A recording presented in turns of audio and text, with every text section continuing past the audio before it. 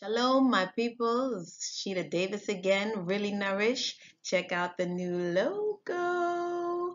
Uh, been working on this new branding for some time now. Just wanted to do something cleaner, more fresh for you. Take my face out of it because the movement is not just mine, it's ours, and I really want it to grow. So, this is the final day, people, of my 30-day wheat boycott. I started on June 11th. Today's the 11th of July. I am officially off the boycott. A lot of good things happened during this boycott. This conversation really got going. So I'd like to talk to you more about that right now. The first thing is that the boycott really wasn't about abstention, but it was about stimulating conversation. So I noticed in the conversation is that everyone talks in Trinidad and Tobago about food security. So I thought it interesting to discuss the difference between food security and food sovereignty. Security is the lack of consistent access to enough healthy food. FeedAmerica.org says that in 2016, an estimated 1 in 8 Americans were food insecure. That equates to 42 million Americans. That includes 13 million children. Let's do a little comparison between food security and food sovereignty. So first of all, food security is more about individuals and families, whereas food sovereignty is more about communities, cities, and nations. Food security is basically knowing where your next nutritious meal will come from. So we're talking about, parents trying to wanting to know, at the end of the week, my last paychecks run out, more month than money. How am I going to feed my kids before the next paycheck? Food sovereignty, collectively deciding how nutritional needs for everyone will be provided. Food security is the ability or inability to afford high quality food or to live in a community where high quality food can be accessed easily. So when I lived on Staten Island, New York, in the rent subsidized building on the North Shore of Staten Island, I basically couldn't afford to live in a community like Battery Park City, where they had the supermarket where the most of the produce is organic and everything was very high quality, and they did this great job of sourcing local stuff. And also in that community, they had more farmers market days. There's just a lot more going on where people had access to much better, higher quality food. They had just opened a Fresh and Co. So it's a sandwich shop where it's all about organics and fresh food all the time. I had nothing like that in my neighborhood, so I had to travel quite far. Now, for some people, the travel cuts into food buying dollars, and that's what creates the food desert scenario. Food sovereignty now. We're talking about the availability of high quality food to those inside the jurisdiction in question. That's usually affected by land ownership issues, politics, and international trade relationships. So when we're talking about the Republic of Trinidad and Tobago, we are not really talking about food security. We're talking about food sovereignty. Agreed? Okay, let's continue. Let's say every Trini decided tomorrow morning they all woke up and said, you know what, I'm not eating any more import food. I'm just going to eat what grows locally exclusively.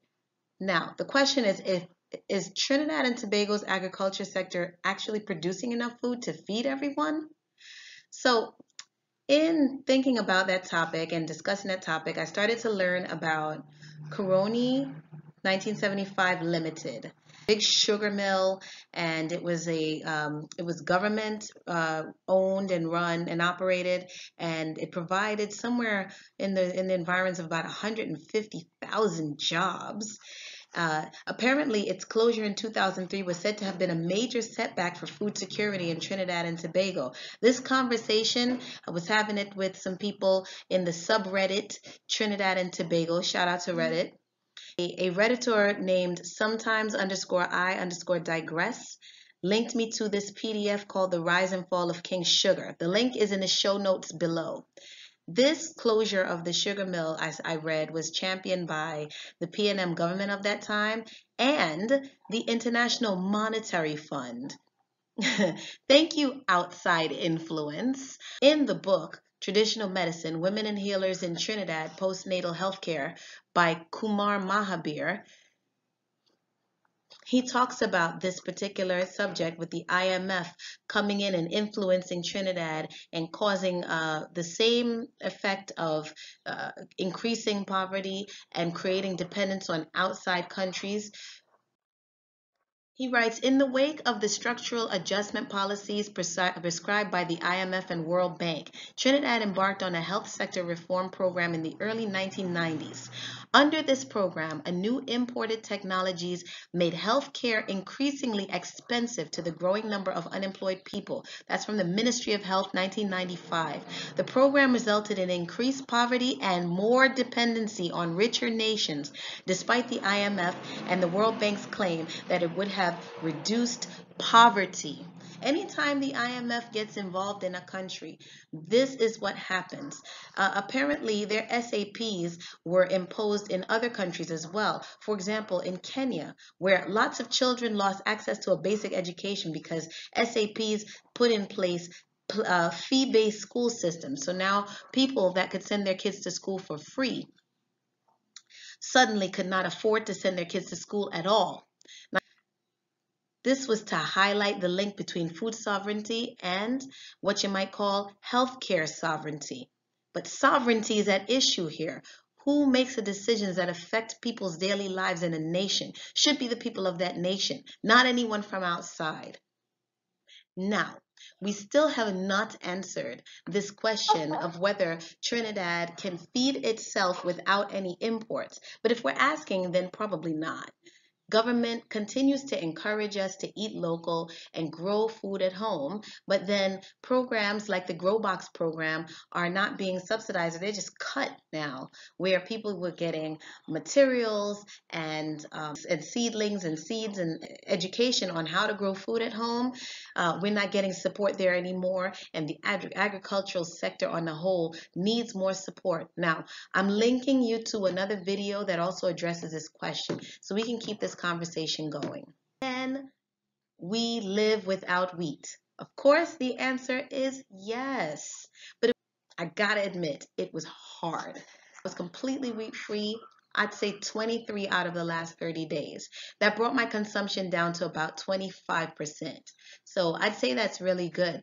But I really found it hard to go the entire 30 days without wheat. It's so prevalent in all of this country's favorite national dishes, roti, macaroni pie, doubles,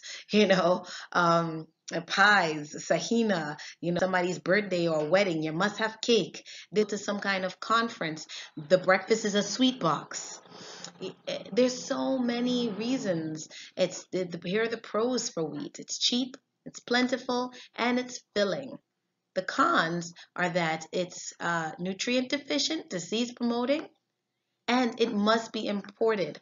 Let me remind you again, wheat is not a viable crop in the Caribbean, in the tropics. We can't really grow wheat. Here are some answers to some questions that I've been asked along the way. Will I go back to eating wheat? Yes, I will. I most certainly will. I like wheat and flour products. As much as before, probably not, because I'm so conscious of this issue now, but it would take me being especially deliberate about excluding wheat from certain days and thinking to myself, how many times have I had wheat this week? Let me have something different. Check out my infographic below. The link is below. You'll see a list of the top 10 imports in Trinidad and Tobago, the top 10 food imports. There are others on that list that we probably could reduce or eliminate our consumption of. Many also of the other items on that list can or already are being produced in this country. Again, the link to that infographic is below.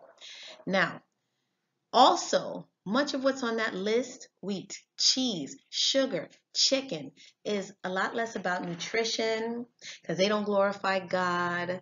I would tell you that one time, you can't live on those things and live a healthy life. less about nutrition and more about food preferences, aka I like how it tastes, aka serving your belly God, the God of your belly. Now, we're talking then that means about changing mindsets, which is the biggest challenge. People like food. People don't like to be told what to eat and what not to eat. It's an uphill battle, but we got to keep talking about it. So, coming soon, the global food system, a modern day Tower of Babel. A speech I've been working on for a few months now, and I'm ready to share a small encapsulated version of it with you. I'm trying to get on to TEDx Port of Spain to give that talk so that it could really get a lot of movement. But if you push my videos out, that would really help as well. Please share this video. Subscribe to my channel. Click the notification bell there so that you can make sure you get all my videos as soon as I drop them. The links, as I said, to all the resources are below in the show notes. Here are a couple of other videos I've made on this topic that you could check out so you can really get involved in the conversation. Please post comments.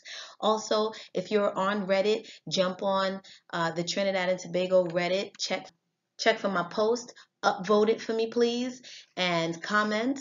Let's keep this conversation going. And you know what else I want to know? Are you willing to boycott some of the top 10 items? Are you doing home gardening? What are you willing to do to contribute to restoring food sovereignty to this nation? Because it really will depend on the people. Thank you very much for watching, as always. Say bye-bye, Benjamin. Yeah. Sheeta Davis, really Nourish, making the world a better place one plate at a time. Have a blessed and prosperous day.